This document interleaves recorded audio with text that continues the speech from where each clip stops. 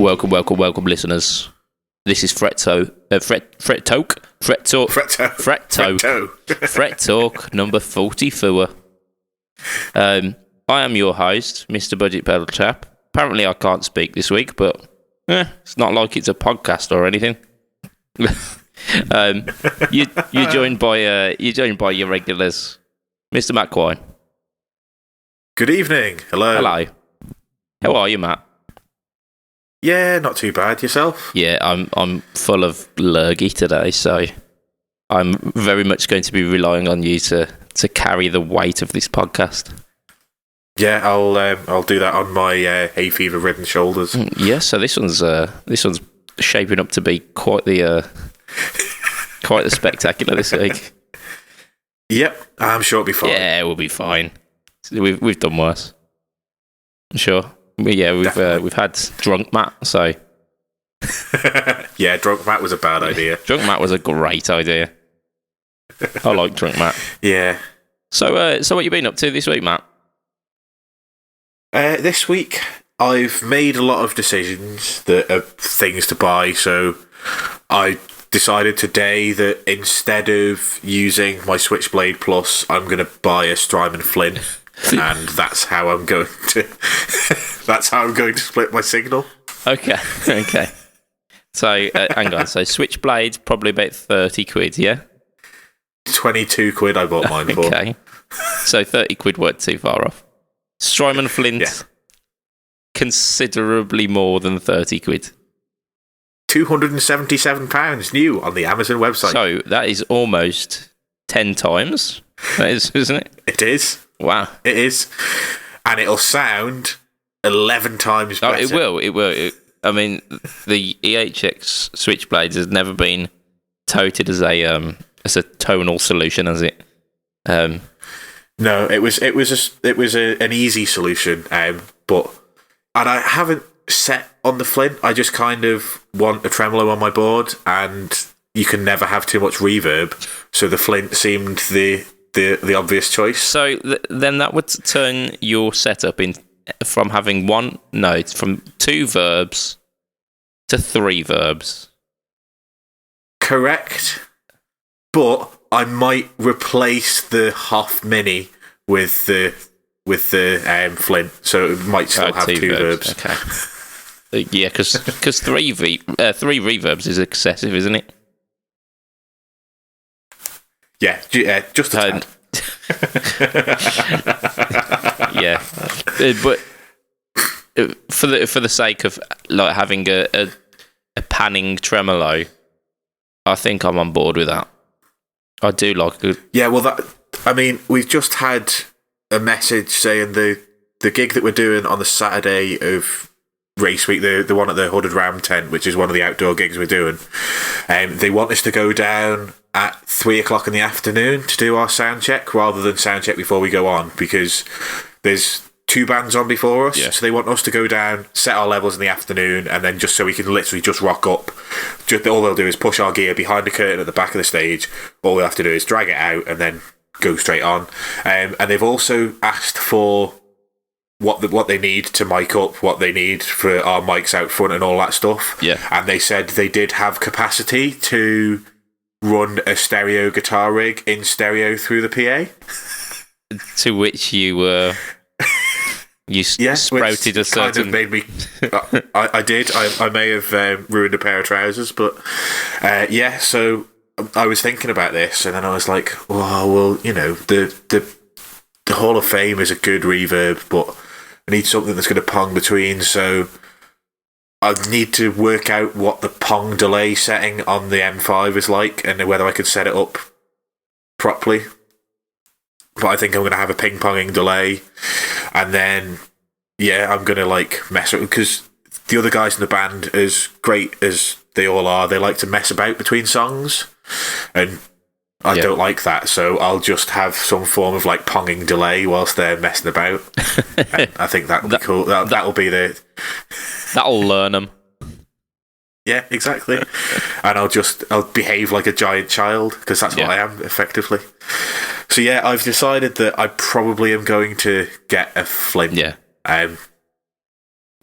So that's going to be my solution for going stereo. Yeah, I'm going to scrap a 25 quid pedal and replace it with a 300 quid pedal. I mean, there's nothing like going all in, is there?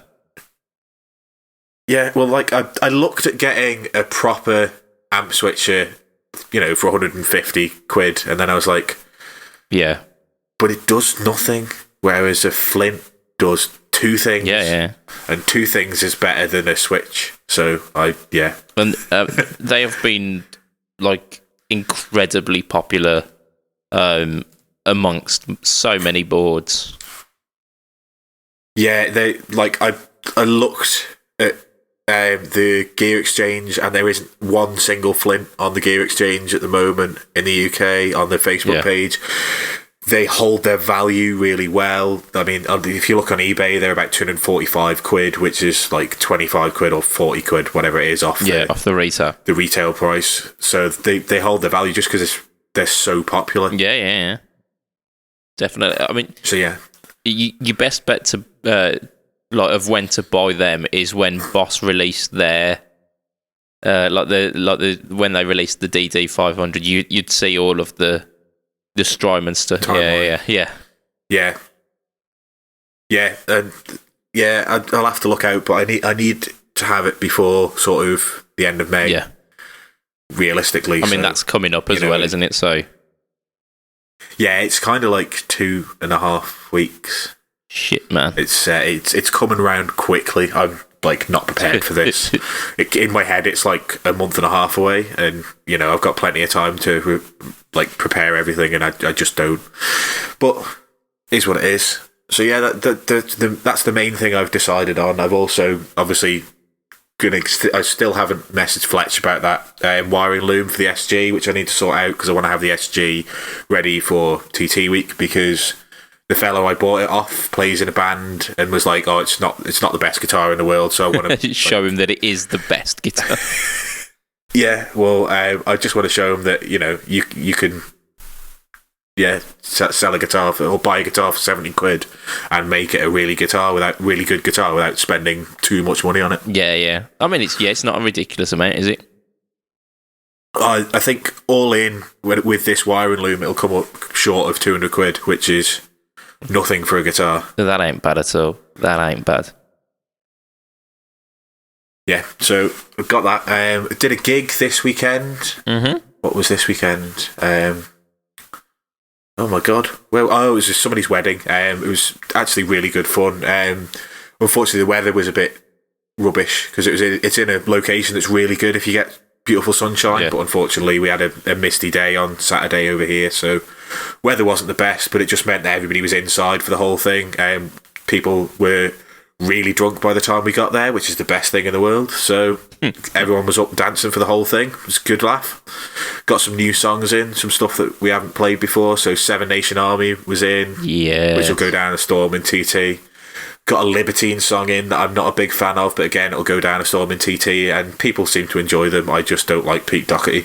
Yeah, he's like some weird crackhead sloth, isn't he? He is. But, people seem to enjoy it, and it's a good fun party track. So yeah, people were up and dancing to that. We had something else that was new in the set as well, that went down well. So yeah, it was just a really good gig. Because we were in a tight space, it was a one guitar gig, so I only played the Cabronita, but I'm happy with doing that. Yeah. It's your main act, isn't it? It's your... It is. It does most of the work for most of the gigs I play. The other guitars kind of like for a few songs if I use them at all. Yeah, I wish I was so dedicated to one guitar. Well, I it's good in one way, but it also means that I have guitars that don't get used for 6 months, which is not so good. I have exactly the same thing. But that's down to the sheer volume of guitars that I have to cycle through. Yeah, well, I mean, what I do is if you take some of the guitars apart, they're not there to cycle through. That's one way of looking at it, yeah. So, just dismantle a couple of those guitars and they should be fine. Yeah, Yeah, and then you won't feel bad for not using them. I feel bad the fact that they're not in working order. Back when I'm just looking at the telly body again. it's just staring back at you. Yeah, back when I was probably about 21, maybe 20, 21. I was like modding my guitars, and most of my gigging guitars at the time were over in one of the other band members' studio. So I had like my first Squier Strat at home as my kind of kickabout guitar, and I thought, yeah, I'll mod this. I'll put some new pickups in it. It's where my kind of first modding game came in. But I did a bit of a shit job on it. So I ended up with like the Squier Strat in bits, and didn't have anything to use at home. That's I know it drove. How did you practice? I ended up borrowing a guitar off someone else so that I could practice guitar. It was an Ibanez, like a Geo RG, and it was one of the saddles on it was fucked. And he says, yeah, if you can fix this, then keep hold of it as long as you need to. So I did, and it was a pretty wicked guitar. I really, even though it was like the cheapest, shittiest RG, it played pretty well. Didn't sound great because the pickups were really, really bad, but it played well enough. Which is Geo. Well, yeah. I mean, that my first guitar was a Geo, and the pickups were bloody awful. Yeah. But it played really well. And eventually I got my Squier Strat sorted, but I got to the point where I thought, I'm never going to be in that situation where I don't have a guitar to practice with. So now I have far too many guitars. Yeah, well, that's the thing. You buy like 3 or 4 cheap knockaround guitars, so that even when you're taking apart some of the guitars that you might gig at some point, you've still got a couple of guitars to mess around on. My problem is that I buy a couple of cheap knockaround guitars, put some fantastic hardware and pickups in it, and then they're like hitting that quality where you go, yeah, I'd gig with that, but then you have to buy another cheap knockaround guitar for home, and it's just an endless cycle. Yeah, luckily I haven't got into that. I've got the White Chicken is definitely a cheap home knockaround guitar, and I've got my Jazzmaster, my Squier Vinmod Jazzmaster that I intended to do loads of things with, and have basically come to terms with the fact that I can't sell it. So it's just sat there. It's got new saddles on it, and apart from that, it's pretty static. In fact, it's totally stock. Yeah. I bought pickups for it. I don't know where they went because I waited too long to put them in. I've then decided to buy a different set of pickups for it. Never bought them and never got around to anything like that. I was going to do all sorts to it. I was going to make it a really good guitar, and then I got distracted by taking other guitars apart. Standard stuff. So that's my other. So like I say, I've got the White Chicken and I've got that as cheap knockaround guitars, and they will stay down the pecking order because I have work that I want to do with all my other guitars. Just looking at that telly again. Yeah, it's there. Like I say, I've got a plan. That the plans for that are the first full week in June. Yeah, no, it's definitely being committed to podcast now. It has to happen. Yeah. So yeah, I mean, eventful stuff. And you're gigging again this week, aren't you? No, this is my last weekend, last Saturday off now until the 16th of July is the next Saturday off I've got. Shit, man. Sorry, 16th of June. But yeah. But still. This is where I get to kind of knock you off the throne as being a musician for this week. Because I depped for a band nice. This week. It's only like kind of low-key, not paid stuff or anything. But it did mean that I got to play guitar in a absolutely massive hall. Ace. I played through. Was it really nice and echoey? Yeah, it was natural. I assume it's like the natural version of what your sound must be with 2 reverbs. Unfortunately, the hall didn't modulate as it reverbed. Oh, that's a shame. I do love a good modulated reverb. Yeah, maybe if I stuck some like weird massive chorus pedal in the room, it would have made a difference. Or just like kind of shook my head as I heard the sound. That would modulate it. Natural modulation. But yeah, classic 30 in massive room, sounded fantastic. But the style of music that I was playing required even more than just a massive room. So I had a quite cheap reverb pedal, Marshall Reflector, set on hall and pretty much cranked. I had then a delay set to settings that I would never use, like ridiculously delayed settings. Well, yeah. No. Essentially, like just imagine like early U2 sounds, and then you're getting close. But yeah, I mean, it's a sound that I would never really usually have, but I had fun with it. I thought it was really good fun. I'm sure I love soundscape, and it's when I'm at home and there's nobody else about and the next door neighbours are out, because obviously I can't turn up amps when the next door neighbours are in because they have a 9-month-old child who doesn't particularly like the sound of really loud guitar amplifiers. Not yet. But yeah, when they're out. Not yet. But yeah, when they're out, I like to do a lot of like soundscapey nonsense where you just like put on all of your reverb and delays, and like you find pedals that you've forgotten you owned, swap them for the drive pedals on your board, and just play lots of weird, odd ambient stuff. And I'd love doing stuff like that, but not enough to like buy the actual gear that people use to do it. Well, I mean, you're going down that Strymon route. Yeah, but I'm not going like Big Sky or Blue Sky. I'm going the Flint. I'm going the like make your amp sound like a Vox. Hang on a minute, I've already got a Vox. Why do I need tremolo and reverb? Yeah. Hang on a minute here. Yeah, there's a flaw in this plan. Yeah, I need to think about this. Yeah, that's it. Yeah, tomorrow it'll be, I'm buying a Big Sky. Because it's more verb. Yes. Yeah. I'm just going to buy the Holy Trinity. Buy the lot of them. That's it, yeah. Well, it's only like 1,200 quid, isn't it? It's wallet cripplingly expensive. Yeah, it's more than my bloody car cost. Oh, I mean, that's a standard fare. That is absolutely standard fare.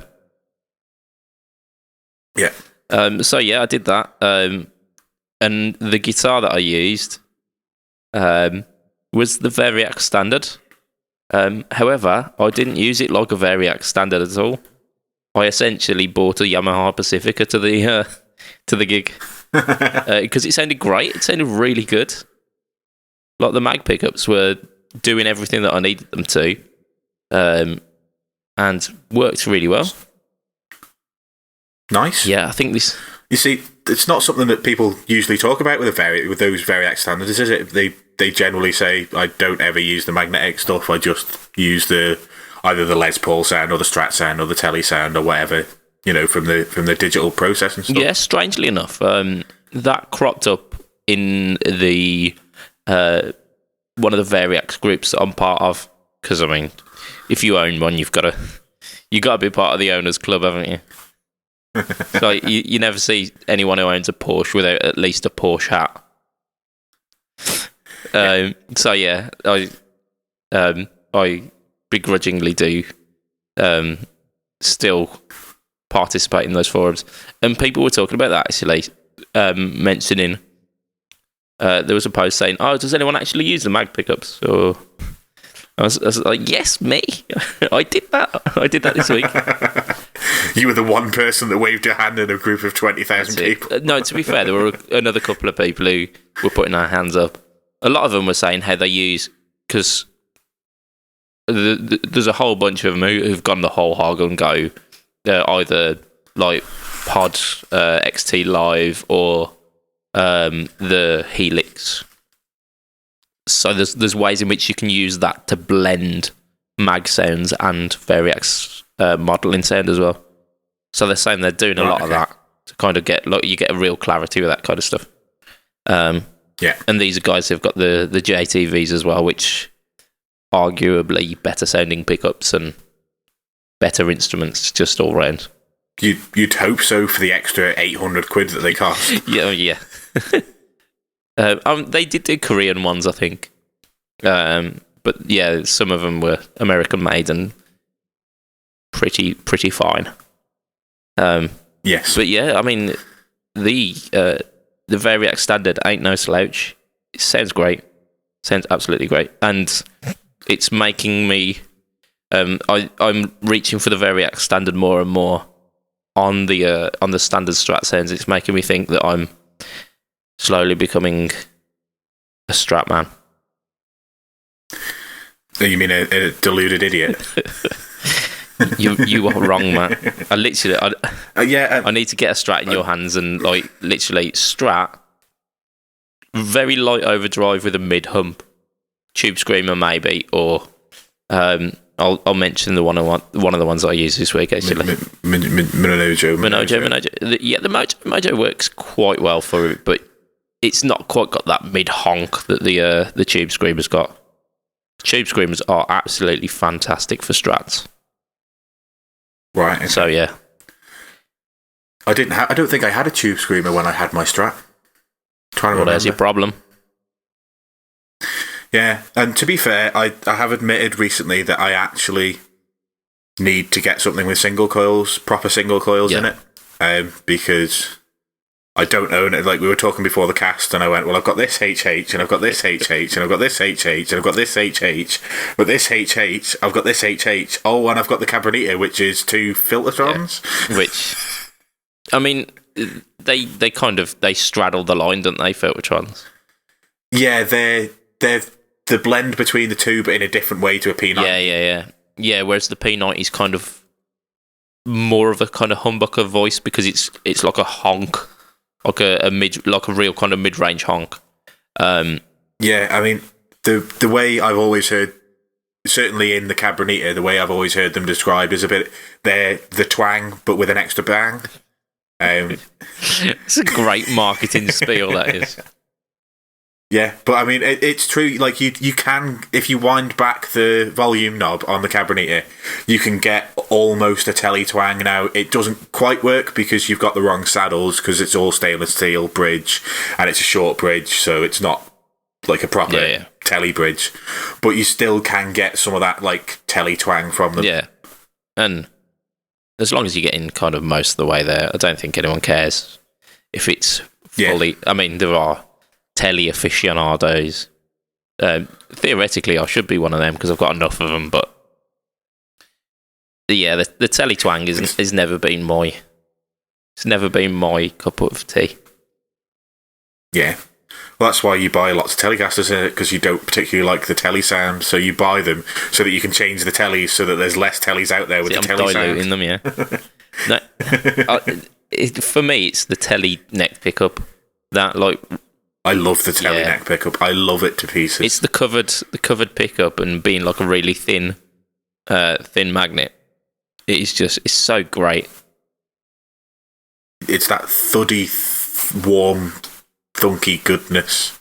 Yeah, I'm sure we could throw more buzzwords at it. Open, airy. Yeah. Glassy, gristle. Pure. Soupy. I'm just making myself hungry now. But yeah, I love the telly net pickup. But swinging it back to my my Variax for this week, it turns out I really love the neck pickup on a Strat as well. Who knew? Maybe I just really like neck pickups. Have you tried the neck pickup on your Les Paul? Yes, and that's somewhat beautiful as well. I'm noticing. I think I'm seeing a pattern here. Yeah, I was on a forum. It must have been about a month ago, and someone put up an opinion that was like, all neck pickups are muddy as fuck. I'm just like, you heathen. Just, like giving these evil stares through a computer. Well, I had an argument after one of the pub gigs we did, probably about 3 weeks ago. I forgot to mention it on the cast, because somebody noticed, and somebody came up to me and said, "You're using your pickups wrong." And I was like, "What?" And he was like, "Well, you're on your bridge pickup to do your rhythm, and then you're using the neck pickup for lead, and that's wrong." And I was like, "What are you talking about?" He's like, "Yeah, that's wrong. No, that's why on a Les Paul they're called the rhythm and the treble pickups. So you do the rhythm for rhythm, and then you do the treble for lead." And I was like, I don't give a crap what you think. That particular song, I need to cut through when I'm doing my rhythm, and I want awesome, warm lead tones. So I use the neck pickup for the lead tones with a boost, and then I go back to the rhythm so that I can clean off and cut through. He was like, "Oh, that's wrong." I hate people. Yeah. I mean, like from his point of view, it's a solid argument because it's labelled as such. But no, nope, just nope. Yeah. I know what the sound I wanted to go for, and in that song, I needed to go for something that cut through for the rhythm part, and I wanted something warm and kicked up with a tube screamer for the lead, which is an awesome lead tone. You can't tell me that a neck pickup with a tube screamer through a already pushed AC30 or AC15, sorry, isn't an awesome tone. You are preaching to the choir here, my man. I am literally already sold on this. Yeah, to be honest, I use the neck pickup for most things, so but that's because I'm greedy and I think, all right, it sounds great for my lead stuff.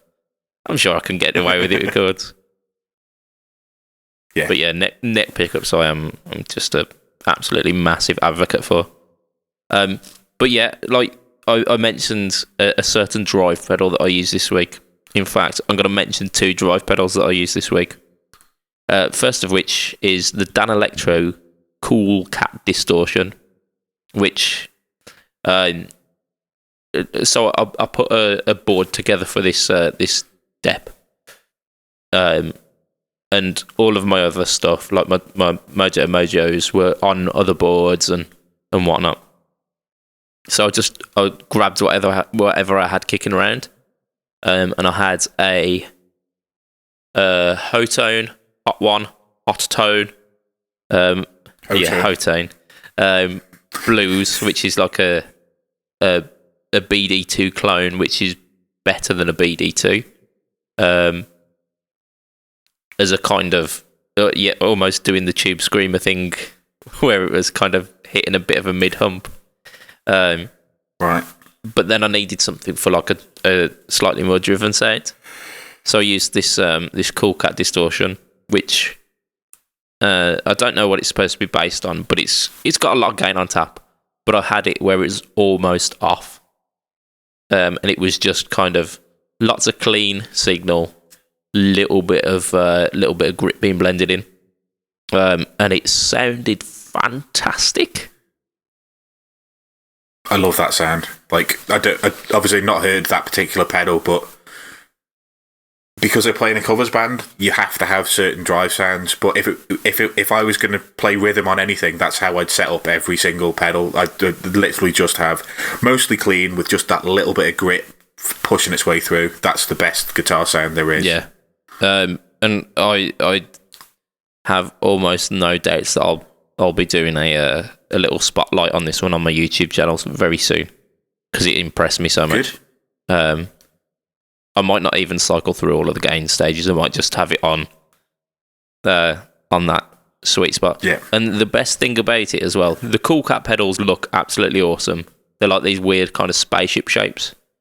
So I mean that kind of breaks up the mundanity of all pedals just being little boxes. But it's literally the same colour as a fire truck, which we all know gets your gears going, doesn't it? Fire trucks, and this is the spaceship fire truck pedal. So a I mean, it's just perfect then, isn't Indeed. it? Doesn't matter how it sounds. It's a spaceship fire truck. It's like literally tapping into the inner 4-year-old. So it's a spaceship and a fire truck. It's the most awesome thing. If it had dinosaurs on it, then it's over. Literally over. Yeah, that's you've won the internet there, haven't you? You've won pedals. Yeah, everyone just stop what you're doing because it's been done. It's finished. Yeah. So yeah, there was that pedal that really impressed me this week. At the start of the week as well, I recorded a video review of the Joyo Ultimate Drive. I finally got around to actually using the thing rather than I had it stuck on my sofa. Is this pre-mod? Yeah. Didn't you buy this with the intention this is to mod it? pre-mod, this one.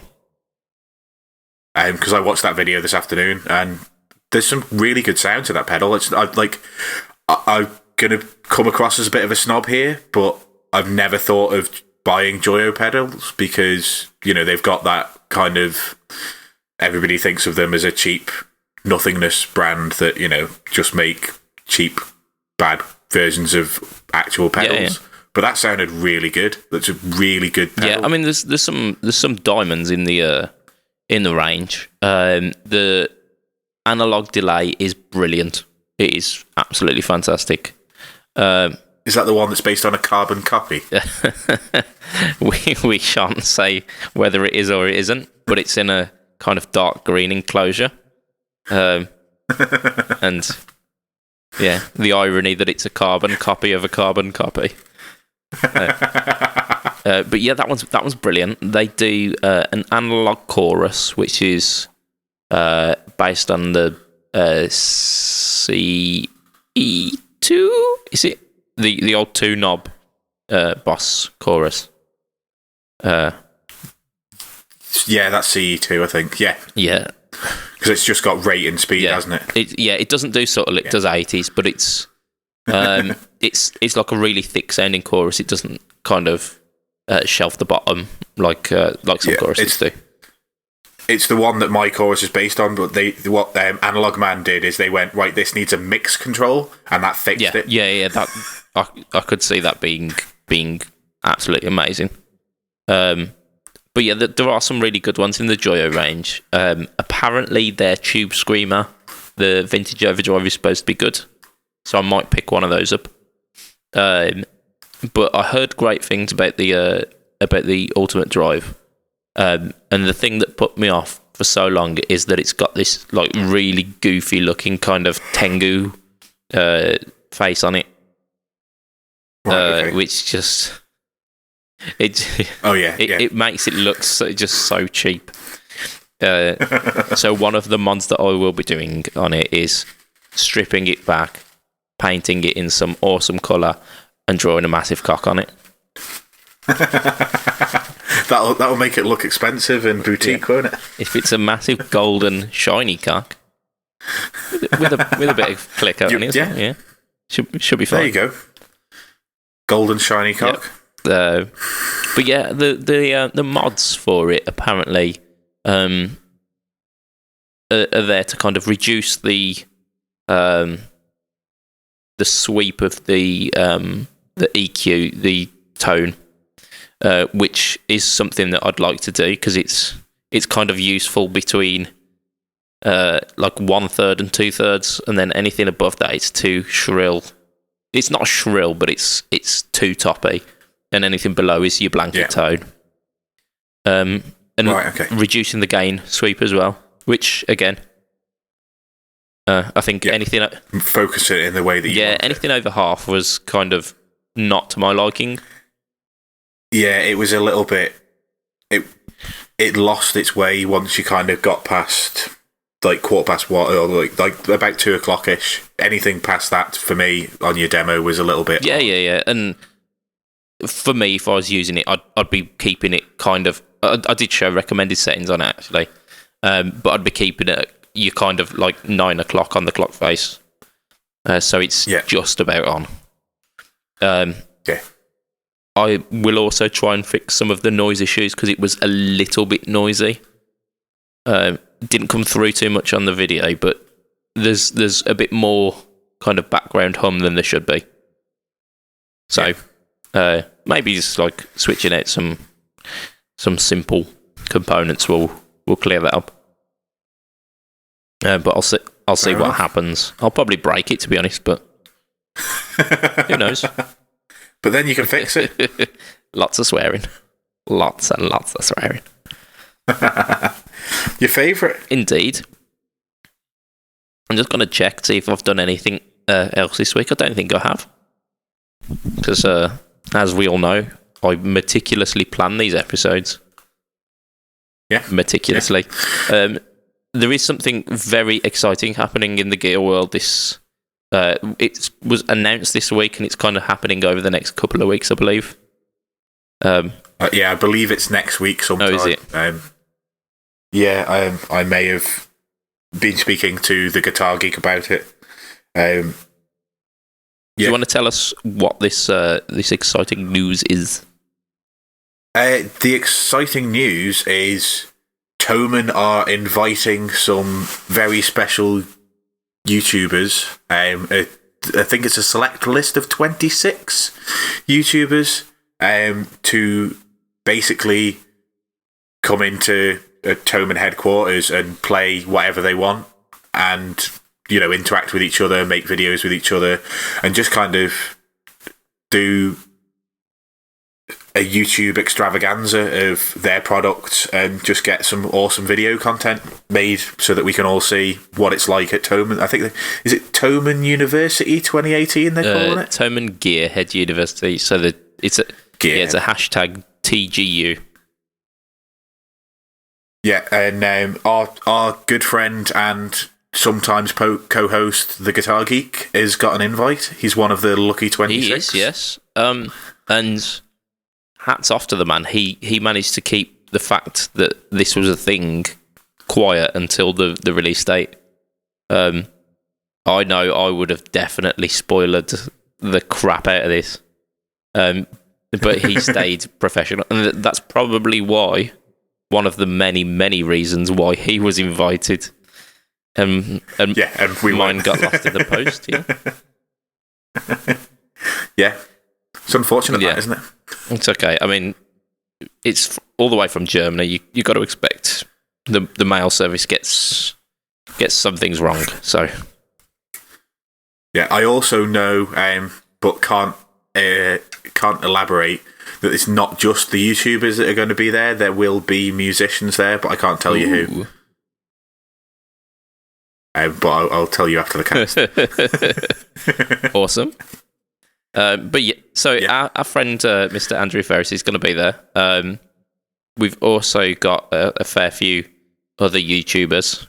It would be nice if it was just Andrew there, to be honest, but they've invited others, so he has to share. So I've got a list here. Glenn Fricker of Spectre Sound Studios. Pretty awesome guy. I like his stuff. That Pedal Show, so kind of YouTube guitar royalty. Philippa Q, who she's awesome, and we know her dad. Yeah, he's awesome too. Yeah, her dad went round Peach with me when I was down at Steve's. So she's one of the few that I've seen videos of the list. I think I'd seen videos by, obviously, Andrew. I've seen Philippa Q. I've seen a couple of Mary Spender, and I've heard of maybe two of the other one. I'm really bad with the internet. I'm not very good at interneting. Fortunately, I do a little bit more guitar YouTubing. So I'll drag us through this one. We've got Henning Pauly of HP42. HP42. So we had a little chinwag about his YouTube account name and trying to figure out what the fuck it said. Apparently HP42. Don't ask me to spell it. Colin Scott of CS Guitars and 60 Cycle Hum. I heard that they don't just do YouTube stuff as well. They might have just started a podcast, maybe. Or Right. Okay. Don't know. We'll have to wish them well. Yeah. Let's say yes. Yeah. No, obviously we jest. They are absolutely massive YouTube guys, and coming in over from America, which is pretty cool. So yeah, like massive list of people. There's some pretty big corporate sponsors as well. So we've got Ibanez, Hughes and Kettner, your boys over at Hughes and Kettner, Laney, Morgan Amps, Line 6. Well, it said Morgan, so I'm assuming it's the amps and not the the car manufacturer. The cars that are made slightly out of wood. But that would be cool. We've got Line 6, we've got Blue Guitar, Boss? No, not heard of them. Dan Electro. Pretty cool. Wonder if they'll bring any more Cool Cat pedals over. Maybe it's going to be a resurgence of the Cool Cat series. Haven't they just released a new... Is it them that did the Billionaire stuff or Millionaire stuff? Or yeah, the Billionaires. I mean, they're pretty cool looking pedals. Again, they look like the Bullet Train, don't they? They're a little bit different, aren't they? Yeah. I think that's Dan Electro through and through, though, isn't it? Yeah, I mean, it's not like they do anything in a standard housing, is it? Yeah, nothing pedalboard friendly. You got PRS. I've heard of those guys. Fender as well.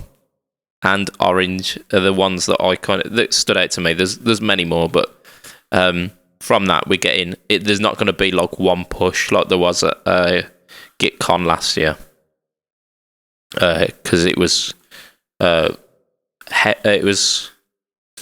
it weren't sponsored, but it was like home of Framus, where it was all recorded. Framus and Warwick, weren't it? So there was a lot of Framus guitars being demonstrated. Yeah. So I think part of the reason why I wanted to mention the Thomann Gearhead University is because, like I mentioned, there was a thing called GitCon last year where a very similar thing happened. Loads of YouTubers were invited over to Framus, and they had like a little... And it weren't just Framus who were there. There were a couple of other companies. But because it was hosted by Framus, there was a lot of focus on their stuff. Whereas this is now hosted by a massive... I think Europe's biggest guitar shop. I think it's Europe's biggest music shop. It's not just guitars do, is it? They do all sorts. Yeah, sorry. So yeah, like pretty big place. Yeah. I think from what Andrew was saying, they've got access to 90,000 things, like like pedals and amps and guitars and so. There's 90,000 different products that they can just go in and play. So yeah, that's going to be just awesome. I mean, the problem will be focusing on what you want to get content of. Yeah, well, he's gone in and he's asked his Patreon subscribers and he's asked his people on his YouTube channel, what would you like to see, so that he can plan ahead. Yeah. So he's going in and he's going to focus and he's going to write down and if he's good, he'll write down what he wants to go and try, and then he'll go and find that and try that, and then he can do his wandering around once he's done all the videos that he'd planned. Whereas I would go in and go, oh, that looks nice. Oh, that looks nice. Oh, that looks nice. Oh, that looks nice. Yeah, we were saying before we pressed record on this how it would turn out if we were invited, and we said 3 days worth of German alcohol bender, and then the final day just hung over and just botching something together, putting all together last minute. I mean, I think the biggest thing for the guys that are there, if they want to utilise it best, is probably to work on collaborations with each other. Yeah. Because the best way for them to grow their channels is going to be appearing on each other's channels and letting each other's subscribers know about everyone else. Like I say, there's of that list, there's probably 18 shows that I just don't watch because I don't know of them and I don't search for them. Whereas, like, if I enjoy somebody on Andrew's channel at the moment, I go and find out more about them. If they're a YouTuber, I'm going to go to their channel and watch a load of videos. So that's the best thing for them all to do. And I'm sure they're all planning on, trying to do collaboration videos with each other. That kind of thing was it was done at GitCon last year as well, and it missed the mark quite a lot. I don't know how the kind of days run with the GitCon stuff, but it seemed kind of awkward and forced in certain situations. I remember seeing YouTubers who I would normally watch doing things with other YouTubers, and it was so kind of forced that it made me not really want to watch their content. Yeah, I mean, like I say, I don't watch a lot of this stuff, but I saw some videos from last year's GitCon, and a lot of the time, the people who were making the videos didn't look like they were enjoying themselves. They looked like they felt awkward, and that's not the way to bring anyone into your content. Very much forced. Like they felt that they had to utilize all of the time. Right. Yeah, definitely. Yeah. Whereas it might turn out quite nice this year. Yeah, I mean, it sounds like a great idea. Like, give a load of YouTubers access to all of your products and places, and bring them all at the same time so they can meet up and decide what they want to do. Yeah. Just sounds like a win-win, doesn't it? Is this now Toman having a swipe at the Andertons viewership market? Possibly. I mean, I don't even know whether it's going on Toman's own YouTube channel or whether it's some of it's on Toman, some of it's on people's own channels or what. I don't really know. Yeah, I'd assume that Toman will get to use some of these product videos for their own doing. Yeah, I guess so.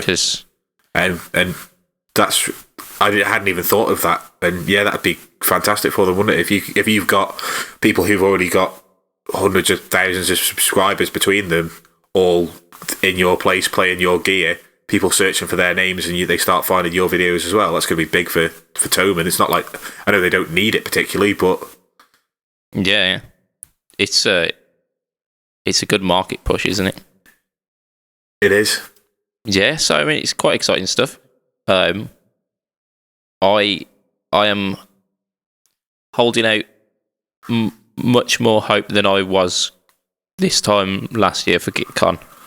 But I think GitCon's still going on as well. I think they're still planning on doing that again. Right. Okay. So it might be a case where that then progresses to bigger and better things. But yeah, I think we're starting to see a trend where companies are using YouTube and the people who do YouTube, the YouTube content as a marketing tool, and so we may see more and more of that happening as years go on. Sorry, there's just a fly. I was worried so much about the cat being a bellend this week because before we pressed record, the cat was trying to sit on me. She's happily just sat trying to go to sleep now, but then a fly, and it turns out I can't be undistracted by a fly, so I'm worse than the cat. Oh dear. I know, I'm terrible. But that's not the only thing that's been going on this week, and we wish all of those people who are doing the TGU 18 the best of luck, and I'll be tuning in with it. But there's been some pretty big news in terms of Yamaha this week. Yamaha, absolutely massive company. They're coming to the TT with motorbikes. They are, I assume. Yeah. What else was the big news? Oh yeah. They've done something, haven't they? They've bought They something. have. They bought Ashton. No, Ampeg. They Same bought thing, innit? Ampeg. Yeah. So Base. yeah. I think the criticism of Ampeg over the past 5 years, 10 years, maybe, is that there's nothing really new or innovative or exciting being happening. It's been stagnating a little. But I mean, all you need is an SVT, isn't it? I am led to believe. So yeah. So why would they need to do anything new and innovative? SVT2. That's all I'm saying. Yeah. You see, you're marketing guru over there. Yamaha, I am for hire. Just call me. So yeah, Yamaha have taken on Ampeg. I am not going to pretend that I know a great deal about Ampeg, about their history. I know they do bass stuff, and my interests in bass stuff don't extend too far. They make the thuddy They do. noise. They make the boom, boom, boom. What is low, Yeah, but not a drum. yeah. It's like it's almost like the root note of a chord, but without the rest of the chord. Yeah, it is to the band world. It's like the Barry White of the band world. Yeah, I think I've succeeded in annoying any bass players. Yep. It's when we start telling them that you don't need 4 strings, do you? You really need 2. You're only going. I suppose they have 4 strings so that they can do the full scale and they can like move around, so they don't have to go all the way up the neck to do the whole scale. Why do they? They don't need a scale, surely. No, bassists, we love you. You fill out our bandy sounds. Yeah, you make everything better, as much as I hate to admit it. And you drive vans beautifully.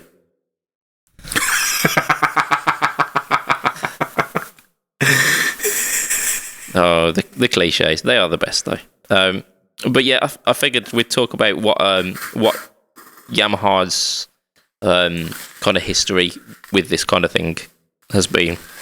So, not so long back, a couple of years, I don't know exactly when, they merged with Line 6. They did. And what's kind of happened at Line 6 since then? Well, I believe since then they've released the Helix, which has kind of gone down quite well. It's yeah. This. They've released the current Variax standards, which you're enjoying and seem to be. Everyone enjoys them. Yeah. It's given the Variax range a bit of a boot up the arse, hasn't it? Yeah, I mean, basically what they've done is they've turned the pod into like Pod HD, which was kind of like a middle of the range kind of floor processor, and they've gone, right, well, let's make a Helix, which is just a Kemper, but like different option from a Kemper, but at that level, which is not something that Line 6 had done previous to that. I mean, it's a bit different to a Spider, isn't it? Yeah, and they released another Spider as well. They've done the Spider with the inbuilt wireless. Is it Spider 5 now?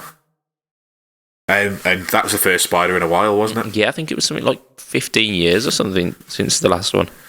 I don't know exactly. Yeah. It might be less than that. It does sound like that was a very long time.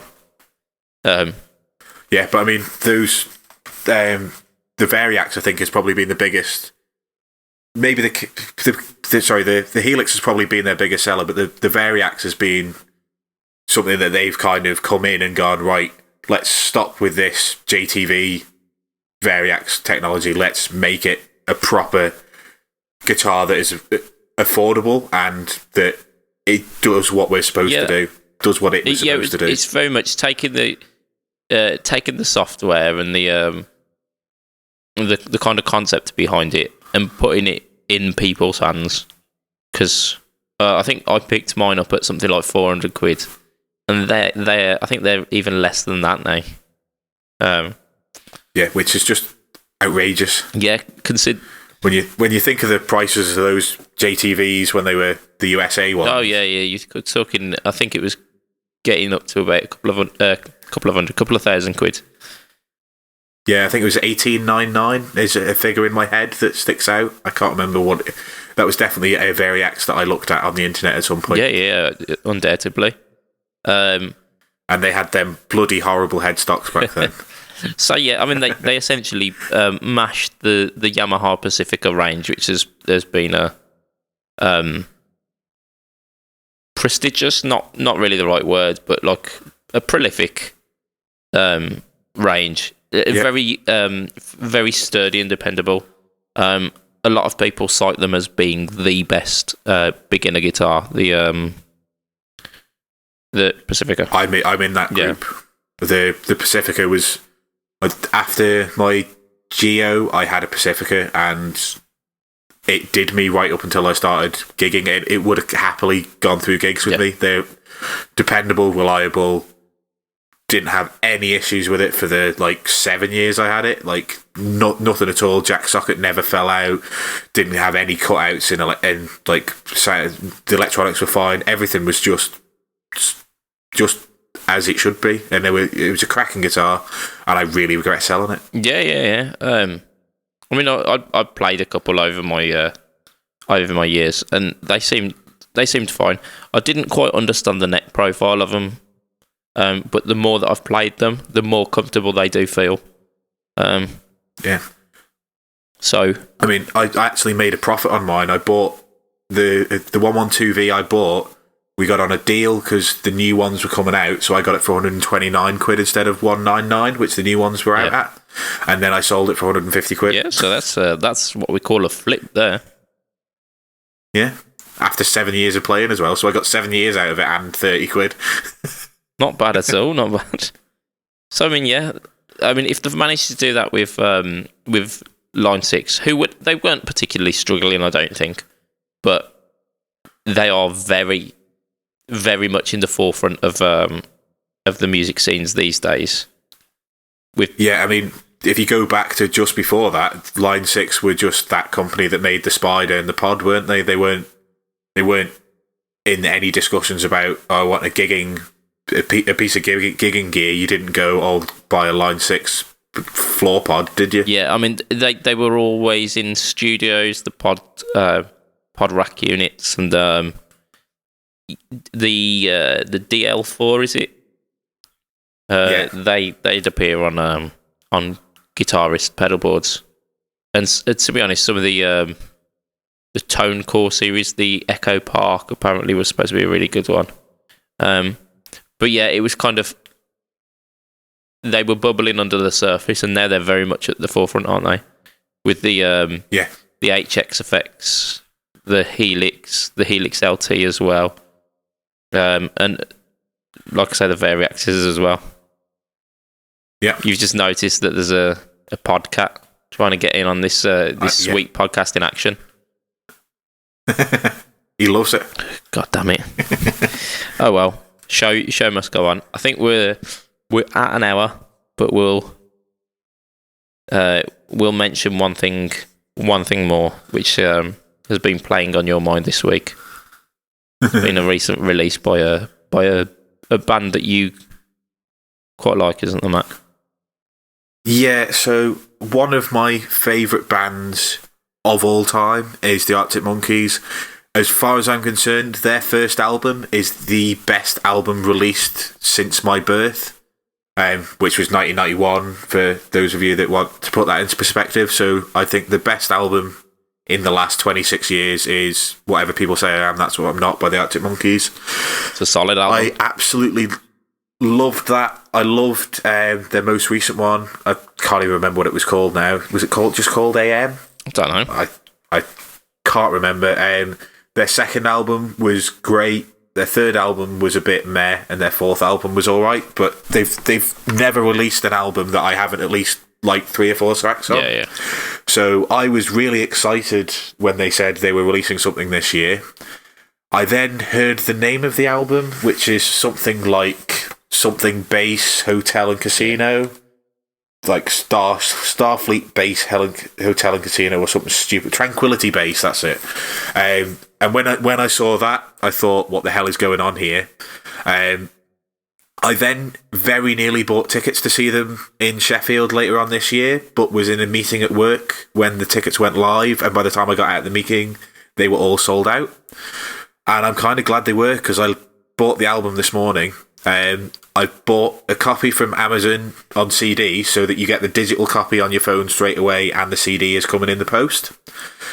And I thought, right, okay, well, I'll get out of work at lunchtime, and I'll listen to the album. And I was so disappointed, because it's just awful.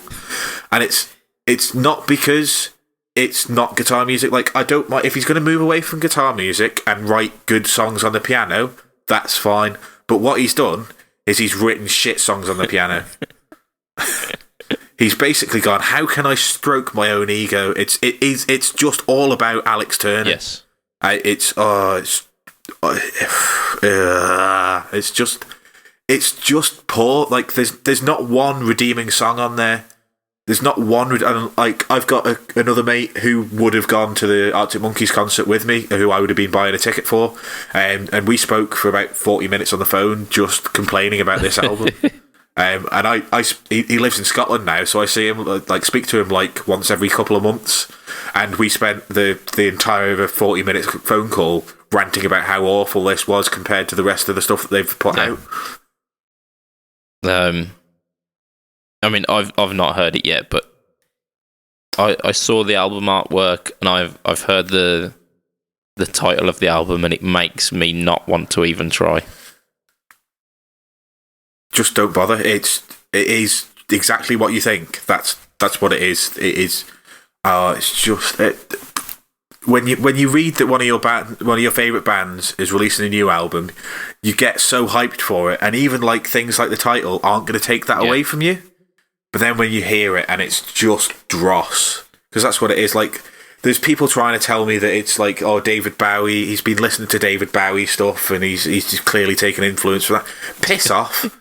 Just piss off. What he's done is he's gone, right, I'm currently in a situation where shit all has happened in my life since I wrote my last album, so I've got nothing to write about. Let's write a story about me in a hotel bar on the moon. Yeah. There was someone had done a tweet, and it was being shared about today, and even though I've not heard the album, it made me chuckle. It said that Alex Turner, the new Arctic Monkeys album is Alex Turner reading TripAdvisor reviews with the rest of the band just trying to figure out what the fuck's going on. Yeah, I mean, it's just nonsense. Yeah. Absolute and utter nonsense, and it's really disappointed me. And like I said, I wouldn't have minded if he'd have gone onto the piano rather than guitar and then written some good music. Knocked out some belters, yeah. But, yeah, I mean, there's people trying to defend it, saying, it's a concept album, it's a concept album. Yeah, but concept albums are supposed to have a point to them. They're supposed to portray something or convey something. This doesn't tell a story. This tells us that Alex Turner is more of a wanker than he was when he dropped the mic at the end of the Brit Awards. That's all this album tells us. Yeah. I do fear for that man's life at the moment, because I fear that he's going to disappear right up his own arsehole. Yeah. And just the missing persons reports and all of that, it's just going to be a mess. Yeah, it is. I'm just so disappointed, and I know it's not the best way to, end a cast, but I have to have a rant about it because it's just so bad. It's really disappointing. Like I say, when you've built up that this release is going to be, I'm going to listen to it, and even if I'm slightly disappointed, there's going to be some redeeming qualities. There was no redeeming qualities. There was just nothing. There's one track that has an all right solo if you take it away from anything that has words in it. And that's one solo does not an album make, does it? unless it's just no, and the rest of the song was shit as well. yeah. We're not going to end our podcast on slagging off the Arctic Monkeys, even though they should feel ashamed. You have done something bad. Yeah. Feel shame. Yeah. Yes. I'm going to try and think of a piece of music that I've heard this week, which was actually good. I was switched onto some Snarky Puppy this week. Right. Okay. Not heard of them. They are it's like a musician collective. Band members come in and out, and the band is just, it's so big. There's like horn sections and percussion sections. There's like 3 keyboard players at any one time, and there's it's sounds pretty cool. Like a big festival band. Yeah. It's full of just kind of session musicians and whatnot. And the music that I've heard from them, you would expect a band like that, which is full of kind of virtuosic session musicians, to be quite pretentious and quite wanky. It does have some elements of that, and like kind of odd rhythmic changes and whatnot. It also is really, really musical. And I know there's got to be people out there who are screaming at the podcast saying it's taken you this long to have listened to Snarky Puppy. All right. Well, I've just heard of them just now, so they're shouting at me more if it helps. Yeah, I mean the problem is I've got people around me who've been telling me about them for years. I've been like, yeah, I'll listen to them, and just never get around to it. And then someone finally kind of pulled up YouTube and just says, "You've got to listen to this. Just here you go." You must. And it was good. It was good. I enjoyed it, and much better than listening to the Arctic Monkeys' new album. So there you go. I can guarantee that, and I haven't even heard them. There's our positive spin for the week. Yep.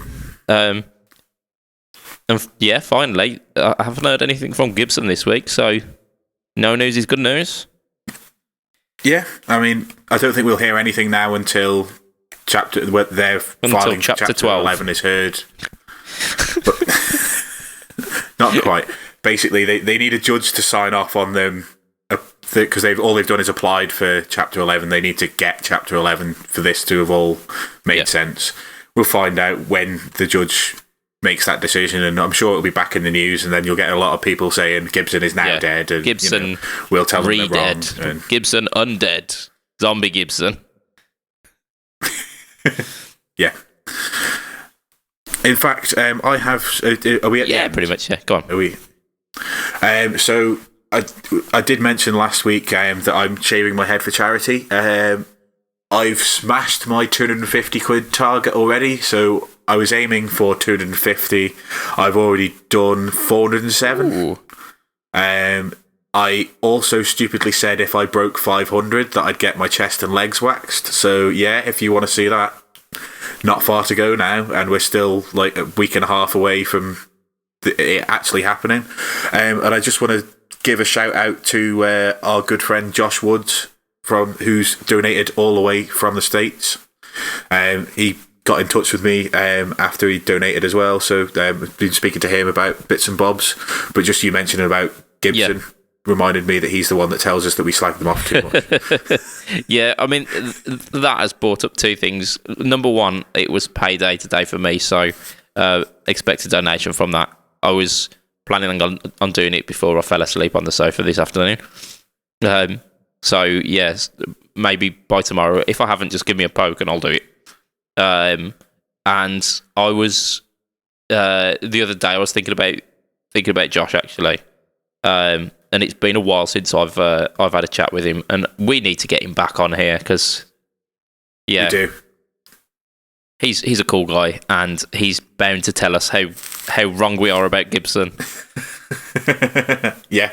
I mean, he mentioned it when I was chatting to him afterwards. Like, we spent a good 40 minutes just chatting on Hangouts, just by text, not like a call or anything, but, talking about, like, I was telling him bits about the Isle of Man, and he was saying bits about what he was doing, and just kind of, like, fell down a bit of a rabbit hole. And then he said he finds that people hate on America who aren't from America as much as we hate on Gibson.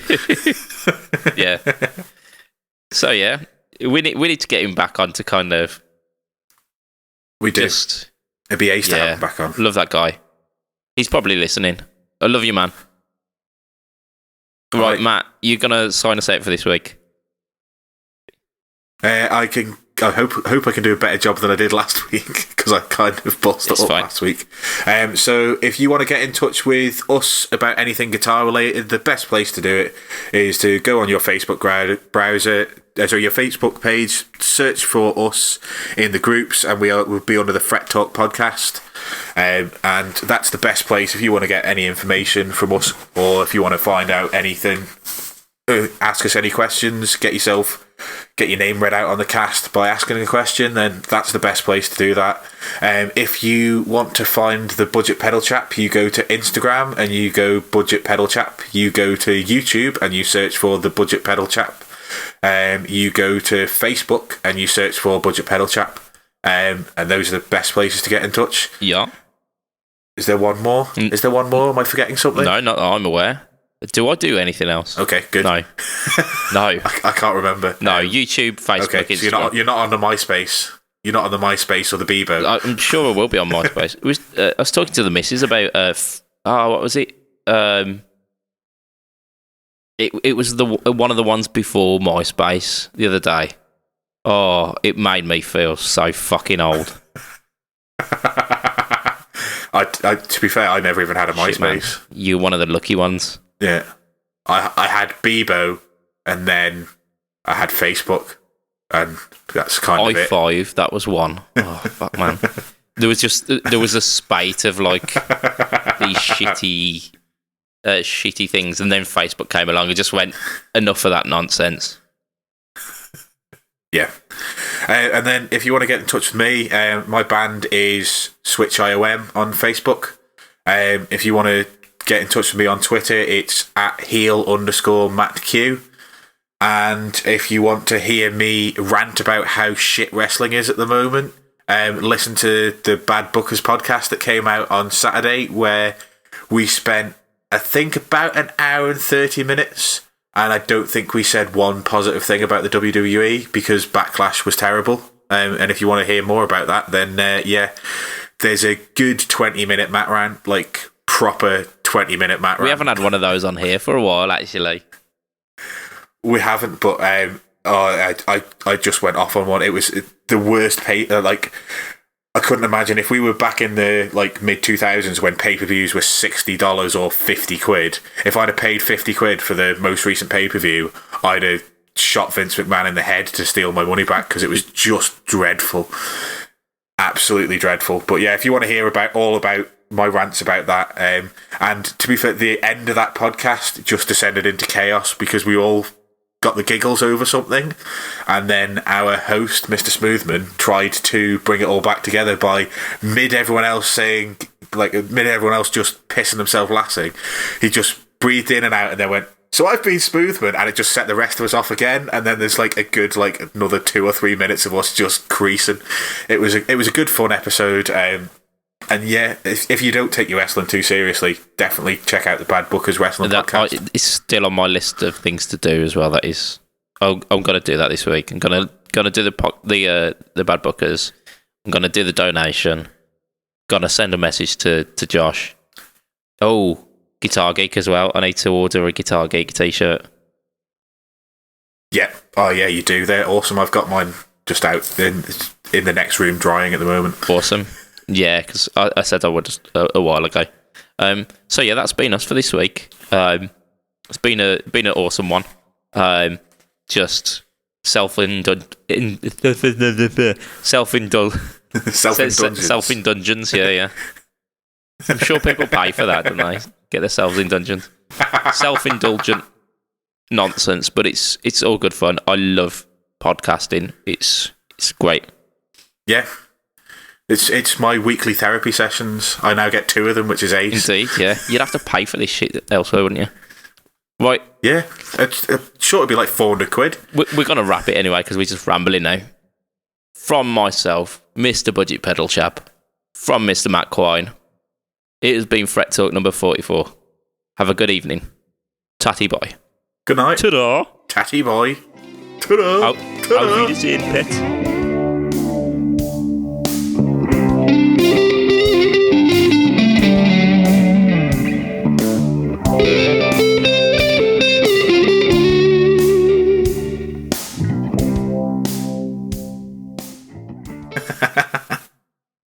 Oh, that's been a good one.